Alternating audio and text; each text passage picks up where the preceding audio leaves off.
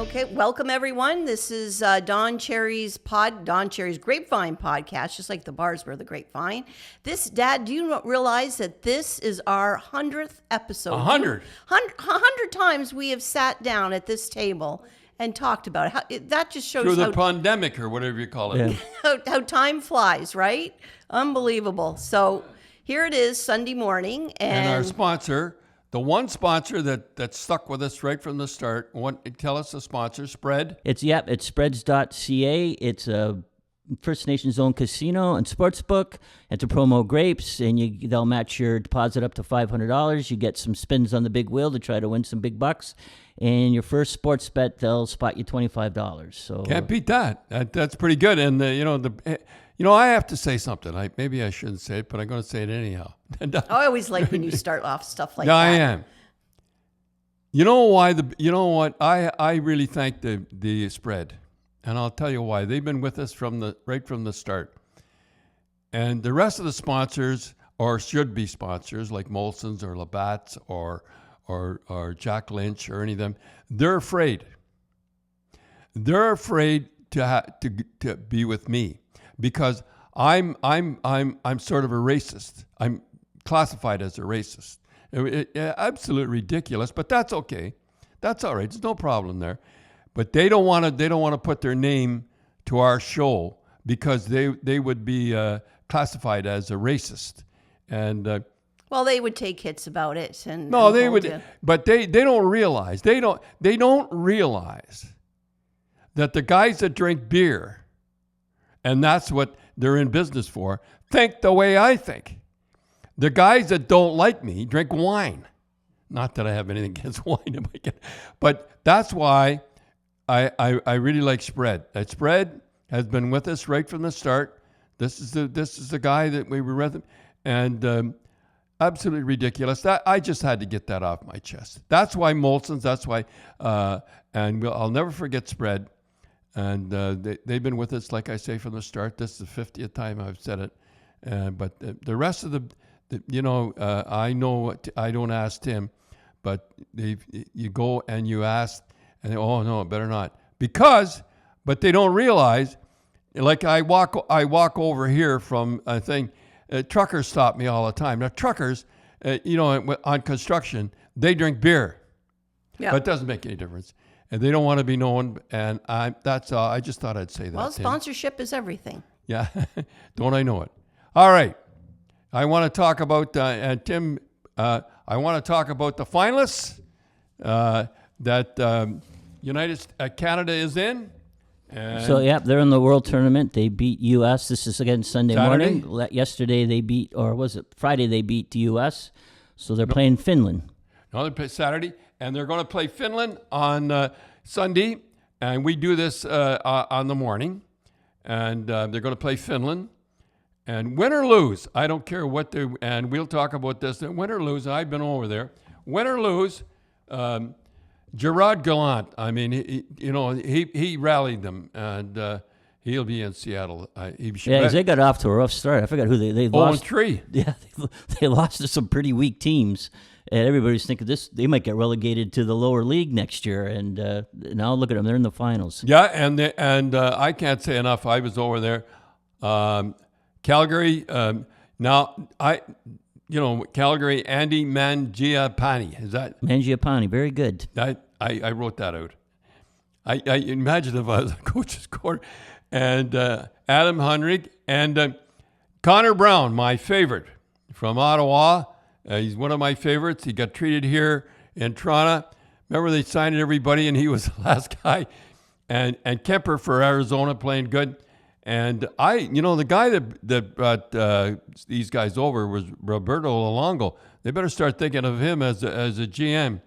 And what a beauty goal Brandon Peary got. That ding, ding, ding, that was like something you put on TV, but it was a beauty. Anyhow, we wish them luck. We do that Sunday morning. So let me ask, can I ask you a question with the philosophy over there, Dad? No, you have to ask me next year or next week. when we No, do I it. just want to know, like, these are players are over there that didn't make the playoffs, right? Very disappointed. Very. So, and they bring their families over there. Are they happy or sad to be there? It depends on the coach.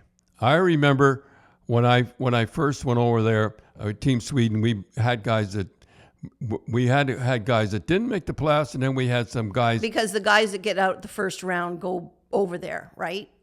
Well, I think these guys are a little different than the guys I had. They were very disappointed that they weren't over there, and we had Tim. You remember you were over there. We had the Russians 3-1. Yeah, no, the one game, that we were, as we said before, we were the only team that outshot them in that tournament, and we were up, and just the penalties comes. But we got a lot to talk to, Dad. Let's talk about that next week. We'll see. Yeah, we'll talk about that next week. Hopefully, we'll be talking about Canada getting a gold medal. Okay, Dad. So, what have you noticed the last couple weeks about the games going on? Well, I think of Jake Allen. I think that Montreal won 15 out of 38 games near the end, and how Carey Price. There's not the last 5 games.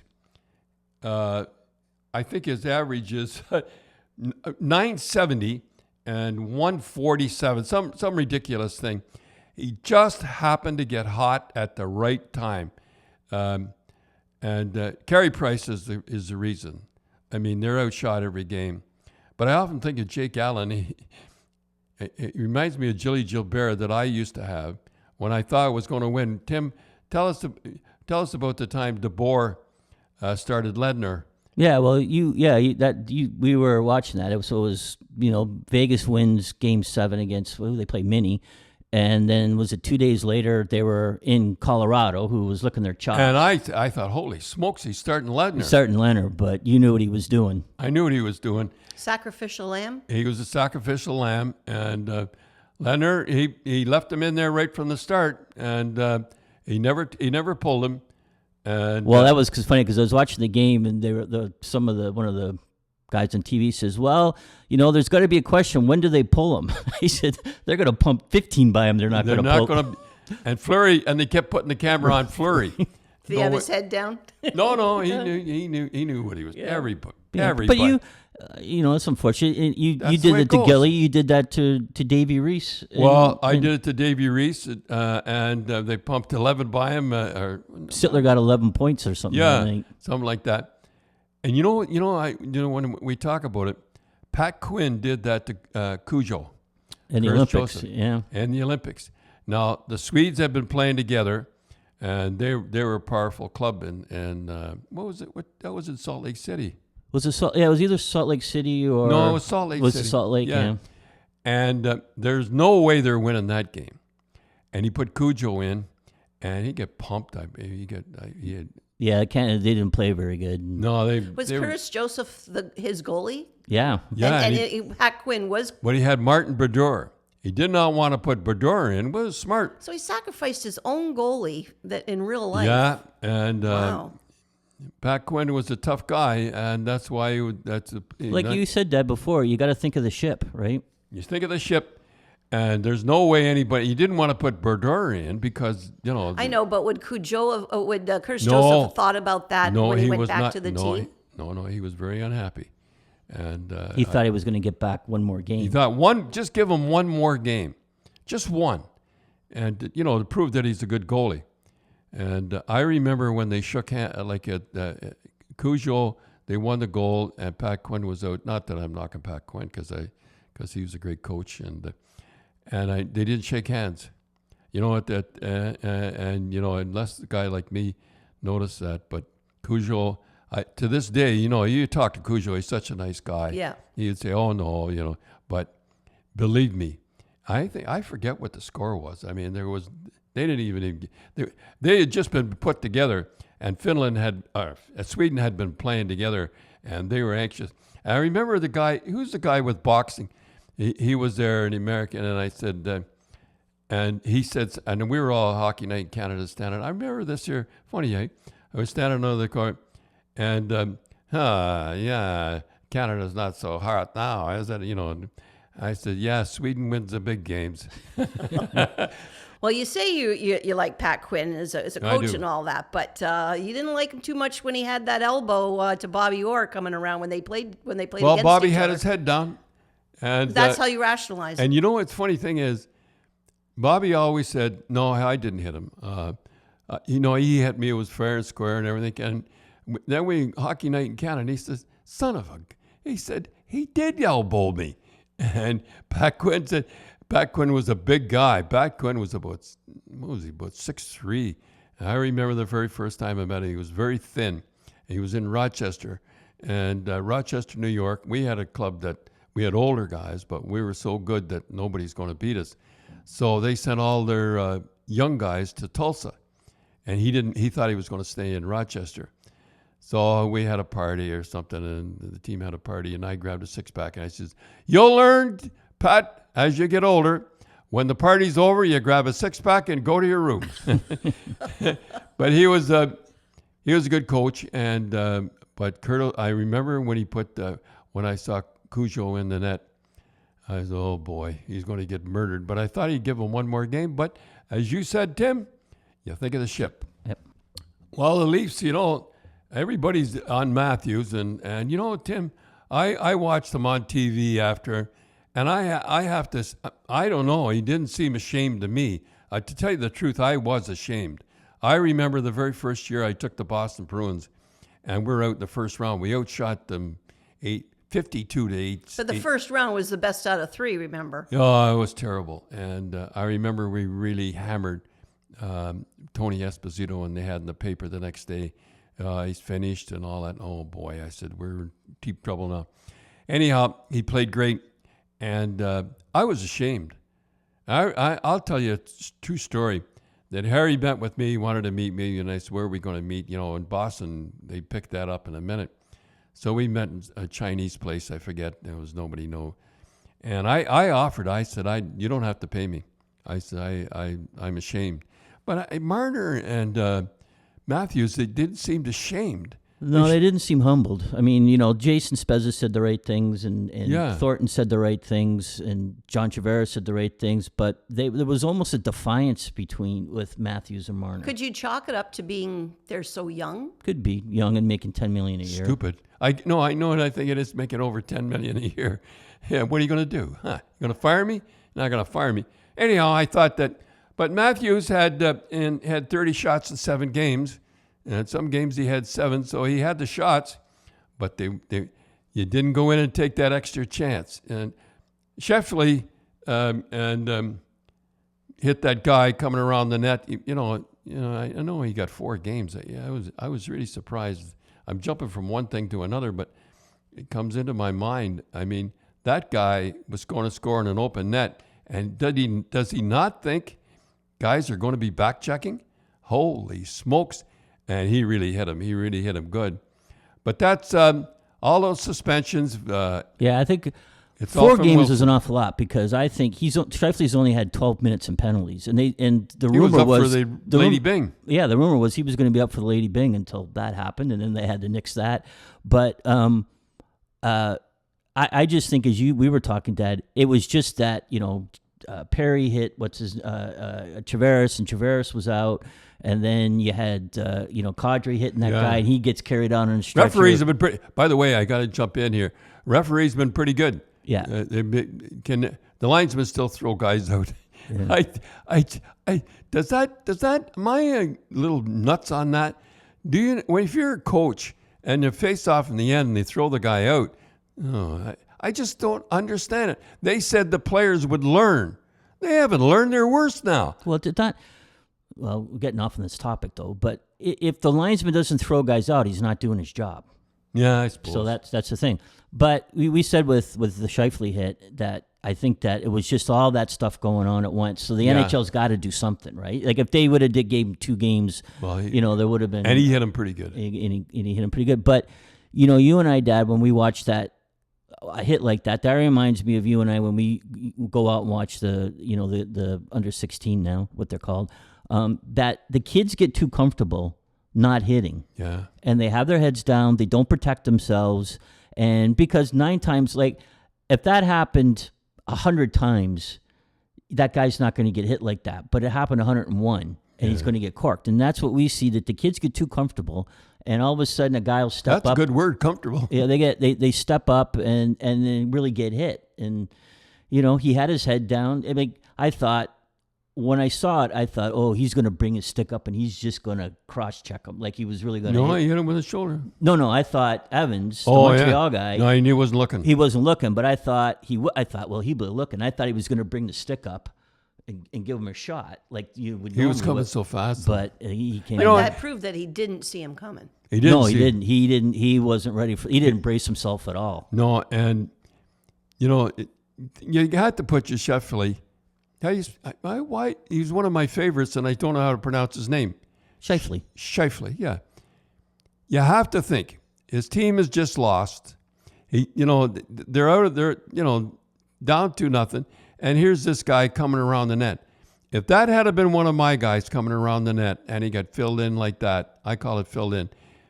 Are you blaming the victim, Dad? Yes. I mean, public doesn't like when you do that now. You're blaming the victim. You don't do that. Well, anyhow, I don't think Shifley should have got. I thought he would get 2, maybe 3. I thought he'd get 2. And because he never had, like Tim said, he never had a record before. He had 6 penalties all year. So you're saying guys, if they have a reputation, Cadre. Cadre, yeah. Yeah, they get it more than. Cadre got 8. I get it. And I thought, well, Ryan, he didn't. Reeves didn't really, he sort of gave him a little shot there, but he didn't hurt him anything. Nylander, Dubas So going back to the Leafs. Going back to the Leafs, Nylander got 5 goals in 7 games. You can't beat him. $6 million, not bad. They'll probably lose. Leafs will probably lose Alex Kerfoot. He's making too much money. 2 years at $3.5 million. He'll probably go to Seattle. That's who I think. Yeah. Boy, they're going to have a pretty good team, Seattle. Not as good as Las Vegas. Nobody will have a good team. Never, ever again. But they're going to have a pretty good team. Yeah. Well, you figure Anderson won't be back, so all their eggs are going to be in Campbell. Who should get Anderson? Frederick Anderson is Pittsburgh. Yeah, they need because a goalie. Pittsburgh outplayed Crosby, and and if I was Brian Burke, not that I'm not Brian Burke, but I would get a good goalie. I would get Anderson. I would pay him the big dough, and I mean Crosby's got to be now. He's got to be saying we got a pretty good club, and their goalie he coughed up that one puck in overtime, and they were constantly out shooting the Islanders and stuff. But the Leafs are going to lose Anderson, so all your eggs are in Campbell's basket, and then Hyman. I bet you they won't sign him. No, well, they can't afford it. They'd like to because, see, here's what happened. There comes a time in your life, like Hyman, you can make some big dough, and this is the one time he'll be able to make the big dough, and he'll go to some place and he'll be worth it wherever he goes because he gives 100%. What's funny thing is Babcock must really laugh because Babcock was the guy that stuck with him. And it was in the papers. Why is he playing? This guy is not that good and everything. And Babcock kept playing him and kept playing him and kept playing him. Anyhow, I don't want to get it. I bet Babcock was laughing. The Leafs got knocked out twice in the first round, so he said maybe it wasn't my fault. Yeah, I don't want to go into that. But talking about. I know one thing you said. The things you noticed. Zach Parise. Remember Zach Parise? I mean, he was a good hockey player.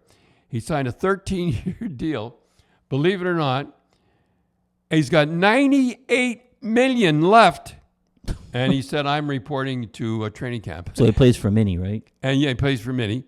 He's 98 more. And he said, I'm reporting to you don't want me?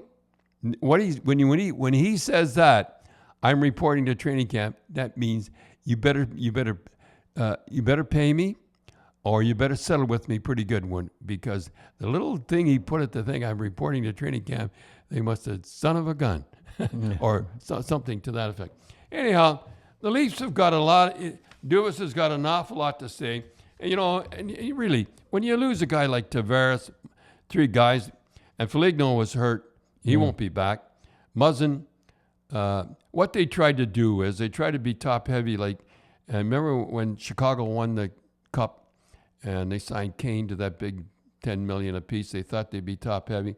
I thought he did very good. He got T.J. Brody was very unhappy here. You got Tyson Berry. Another thing I noticed was the Islanders never had anybody in the top 40 in the scoring during the regular season, which is unbelievable. The tie, as we talk, we're time. Spezza was the best player, I thought, for the Toronto Maple Leafs. He's making $700,000. I wonder if you go. That's one of the Is things. he going to come? Do you think he's going to come back? How could he not? After such a good season. Better give him a little more money anyhow. $750. Yes. Is that the minimum of the Yeah, NHL? that's minimum. Yeah. And he was making $700. Yeah. And the big thing is the Leafs going to have a tough time because they give up a lot of first round pick and so do you think 59th? They won't pick till the 59th. Yeah. Do you think that missing Tavares was big for them? I think Muzzin was and Tavares. Tavares never lost a face. Well, he lost. He was great on the face-off. Muzzin was their best defenseman, and Foligno was hurt. And you lose three pretty good. I'm not making excuses to them. I mean, really. And like I say, Montreal, they happened to get Carey they lost 15. They only won 15 games out of 38. And they got Jack Campbell for next to nothing, number one goaltender. So they're in a tough division next year. And it won't be any easy, and they don't pick till the 59th. They're with Boston, Buffalo, Detroit, Florida, Montreal, Ottawa, and Tampa. Anyhow, I started this thing out saying that I was ashamed that I got beat out first round, and I was going to give my salary up and the whole deal. I just thought that I hope, because I'm a Leaf fan, as you know, after Boston. I just hope that Marner and Matthews are a little ashamed of what they did in the playoffs and come back and really turn it on. I see where Matthews is up for the Lady Bing, and I'll tell you a story about Jean Rattel. And Jean Rattel, I used to say all the time, I don't want any Lady Bings on this club. And I kept saying, I don't want any Lady Bings. And believe it or not, Jean Rattel won the Lady Bing. Yeah, by the way, he got a high sticking penalty. Remember that, Tim? I couldn't believe it. What a referee we had in that seventh game. Anyhow, he wins the Lady Bing.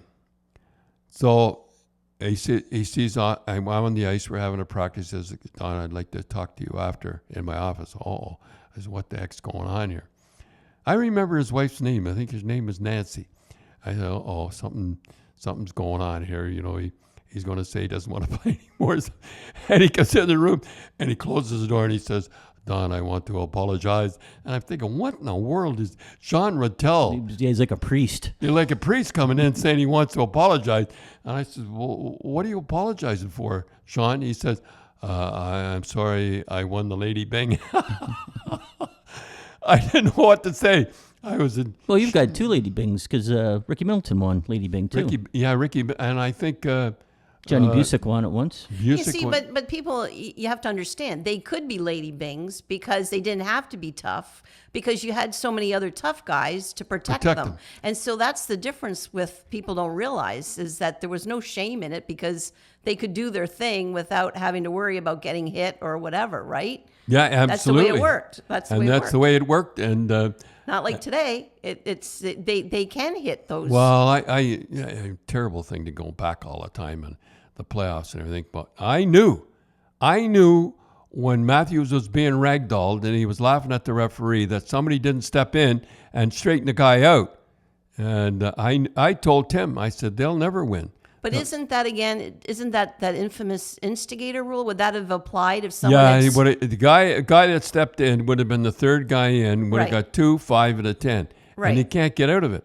That's the instigator rule, the worst rule that was ever put in hockey, and that was put in. Believe it or not, they thought the tough guys would start picking on the stars, and that never happened. Well, they thought what. Well, that was the owners. Happening. The owners had no idea. Yeah. The nearest they've ever been on the ice is in their drinks, and they put the instigator rule in, and that was the worst rule. To protect. That was the idea. Was to protect the superstars. Like say somebody was going after Jean Rattel, and we'd straighten the guy out. It would either be John Winsink or it would be Stan Jonathan or Terry. Well, we've told that story before. We were in a dogfight with Buffalo. Yeah. We're at second to last game of the year, and I think we were either a point ahead or a point behind. And was it Gary Howitt that? No, it wasn't Gary Howe. It was a defensive with curly-headed guy. It was Harris, I think. I forget. I'll find out his name. He kind of ran. It was a clean crush. hit, but it was a little bit too much effort, into the hit. And Winsink grabbed him. Oh, knocked him head first into the boards. And then the fight, and he got 2 or 4 minutes. And the guys are like, there's a time to do it and not to do it. But that set the precedent for the next time. Don't touch. No, it was the second game, the last game for first spot. And I stood on the bench. I said, "That's that. Nobody fools with our ratty." And I'm thinking, "Oh, please." And I called Davey Forbes over, who would kill penalties, as a specialist, and Donnie Marcotte. I said, "If you ever kill a penalty, kill this one." And guess who got the winning goal? Backhand. I'll never forget it. Top corner. Put us in first spot. Jean Rattel. Okay, Dad, just before we wrap it up, we just want to remember this is Sunday that we're doing it, and it's June 6th, and 77 years ago today, there was the Allies invaded France on D-Day. Jilly Taylor wrote a great column. I think it's something, and he was on page 33, and I thought, page 33, all these guys died. I think 15,000 Canadians went into France, and I forget how many. Over 500 were killed, and nobody really cares. I mean, it was page 33. I'm not knocking the paper or anything, 'cause at least they put it in, but it just shows you, And I was fired. When I think of it, it's my show. I can say what I want to say. I was fired because I was really upset that nobody was wearing a poppy, and nobody cares. 500 guys, 15,000. We were the best troops of all because we were all volunteers, and those guys were all volunteers, and they went over there, and there were 15,000, and I just can't say enough. And Gilbert Taylor did a great job. It was a great write-up. He told the whole thing, but he was on page 3. Yeah, I think it should be mandatory watching on all the schools is the opening scene of Saving Private Ryan, because that was them landing in Normandy, and then you watch that, it's just unbelievable. But Canadians went through the same thing. Right, they were in Juno Beach. They were in Juno Beach. They were going to call it Goldfish, and they changed it. But we had paratroopers land back of the Germans, and we were fantastic, and nobody cares. And if I'm going to get fired, as I'm lowering me in the grave, the good thing to get fired for is to buy a poppy. Now, okay, maybe I should have said everybody. What did I say? What did I say? You people? Those people were the infamous You two people. words. You What'd I people, say? those people. You people. Yeah, well, I still say you people. And if it applied, Yeah, then take it. If it applied to you that you weren't wearing a poppy, then you were one of those people. Yeah, and I should have Made said. sense. As I sit here now, I'm not unhappy that I said you people, because you people don't care one bit. And this is my feeling. And never mind you people. How about everybody should wear a poppy? And if I'm going to get fired, and I did get fired, and I told them, don't fire me on Remembrance Day. And you were trying to help them. I was trying to help them fire me on Tuesday, and they fired me on Remembrance Day. If I've got to get fired, I'm great I got fired for saying you people and everybody should wear a poppy.